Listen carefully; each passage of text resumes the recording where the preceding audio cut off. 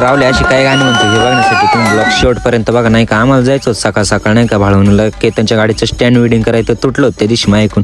केतन काय बोलतो तेवढंच बघा.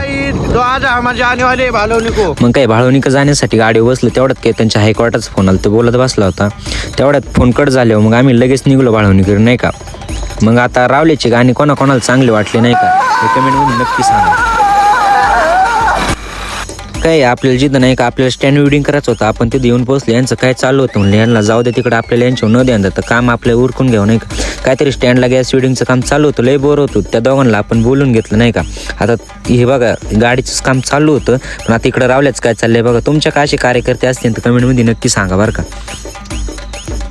गाडीचं काम चालू होतं पब्लिक नाही का. मग तेवढ्यात आता नाही का लय बोर झाल्यासारखं वाटत होतं. तेवढ्यात आपले नाही का मित्र आले रावल्याला घेऊन गेले. आता मागं मीन केतनच राहिलो होतो नाही का.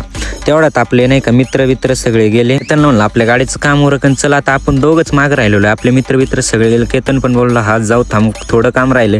तेवढ्यात आपल्या गाडीचं काम झालं ना आपण डायरेक्ट घराकडे निघलो होतो. तेवढ्यात भावाचा फोन आला नाही का. फोटो काढला आपल्या स्टुडिओलाही. तर पब्लिक हे स्टुडिओ नाही का कोणाचं आहे नाही का आपल्या गोपी भावचं आहे. तुम्ही गोपी भावच्या रील्स बघितलं तर हे स्टुडिओ बघितलंच असेल. तर मग काही फोटो जेवढे लागत होते तेवढे काढले भावाला. लगेच आपल्या घरी आलो. लाईक फॉलो सबस्क्राईब तेवढं करून टाका राहू. लय टाईम नाही लागत.